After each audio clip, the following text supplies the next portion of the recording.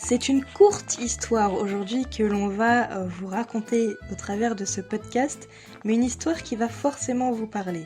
Parce que, assurément, vous avez déjà eu l'objet de notre reportage sur votre table. En effet, aujourd'hui on va parler gastronomie, foi catholique, entraide locale et mémoire résistante pour raconter comment un petit coin de l'Orne incarne une autre histoire de France. Et pour cela, on va parler de fromage. Dans les bocages vallonnés du pays d'Auge, vit Moutier, sommeille entre prairies et pommiers. Ce petit village de Normandie, dans l'Orne, est célèbre pour avoir vu naître le camembert. Et il cache derrière ses façades tranquilles une histoire où se mêlent tradition religieuse, héroïsme oublié et mémoire invisible. Car loin des projecteurs parisiens, c'est ici que s'écrit une autre histoire, une histoire rurale, pieuse, engagée et résolument féminine. Et on va vous parler de camembert et plus précisément de Marie Harel. Marie Harel naît à Croûte dans l'Orne, au sein d'une famille paysanne qui est profondément catholique. Ses parents, fermiers de génération en génération, l'élèvent dans cette foi populaire qui rythme la vie rurale. Messe dominicale, procession, fête patronale, la religion n'est pas ici affaire de théologie savante, mais d'enracinement dans un terroir où chaque geste quotidien porte sa part de sacré.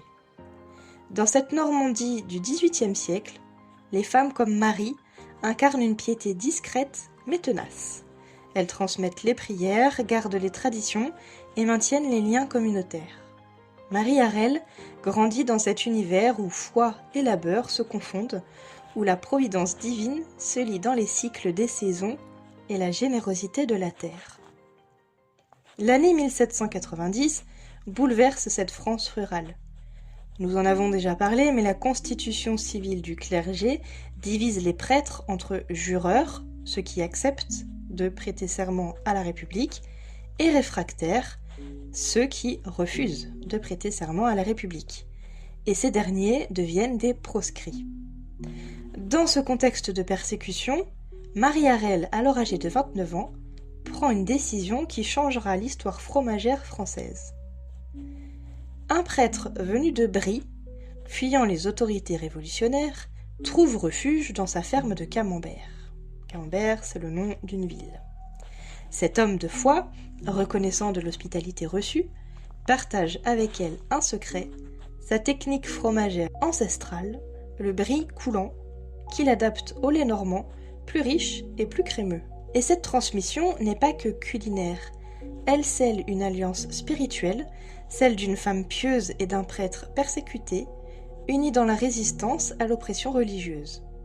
Dans le secret de la ferme, entre prières murmurées et gestes fromagés, naît le camembert. Le camembert devient ainsi, sans le savoir, un symbole involontaire d'alliance entre tradition rurale, piété familiale et résistance aux persécutions religieuses. Chaque meule façonnée par Marie Harel porte en elle cette mémoire cachée, celle d'une époque où protéger un prêtre relevait de l'héroïsme quotidien. Alors, cette genèse clandestine explique peut-être la force symbolique du camembert dans l'imaginaire français et dans la représentation que l'on peut faire de la population. Parce que plus qu'un simple fromage, il incarne cette France profonde qui a su préserver ses valeurs dans l'adversité, une spiritualité assez discrète qui trouve finalement dans les gestes artisanaux sa plus belle expression. Paradoxalement, le musée du camembert de Vimoutier évoque discrètement Marie Harel, mais occulte totalement le contexte religieux de l'invention du fromage.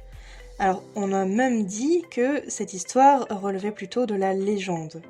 Et finalement, ça révèle assez bien notre époque, parce que on célèbre les produits du terroir, mais si on peut, on évacue la dimension spirituelle. Et donc, c'est aussi pour ça qu'on a décidé de créer cette association. C'est aussi pour renaître et réconcilier le patrimoine et la foi. Et raconter comment le camembert naît de la rencontre entre une femme pieuse et un prêtre persécuté, on trouve que ça donne une profondeur inédite à ce lieu touristique.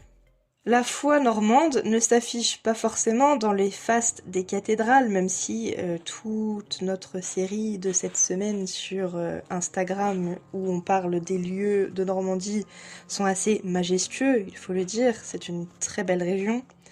Ou alors dans les déclarations spectaculaires, là aussi on en a parlé, mais elle se vit dans les gestes quotidiens, dans les solidarités discrètes et dans les transmissions secrètes. Parce que loin des grandes cathédrales ou des figures médiatiques, l'histoire religieuse de l'Orne, elle s'est écrite dans les cuisines, et donc elle révèle une autre histoire de France qui est enracinée, qui est résistante et qui est très fière de ce patrimoine gastronomique. C'est une France qui sait préserver ses valeurs, qui sait même transformer l'épreuve en force, on a plusieurs podcasts qui en parlent. Et pourquoi du coup rendre cette mémoire assez fragile? Parce que finalement, ça témoigne d'une spiritualité authentique, celle qui ne sépare pas la foi de la vie, et en ces temps d'incertitude que l'on vit actuellement, cette sagesse normande, elle pourrait bien inspirer des contemporains. Alors maintenant, la prochaine fois que vous achetez un camembert ou que vous en dégustez un, pensez bien à Marie Harel, qui a porté dans ses fromages une spiritualité tranquille et une foi qui s'est vécue dans le service et la résistance.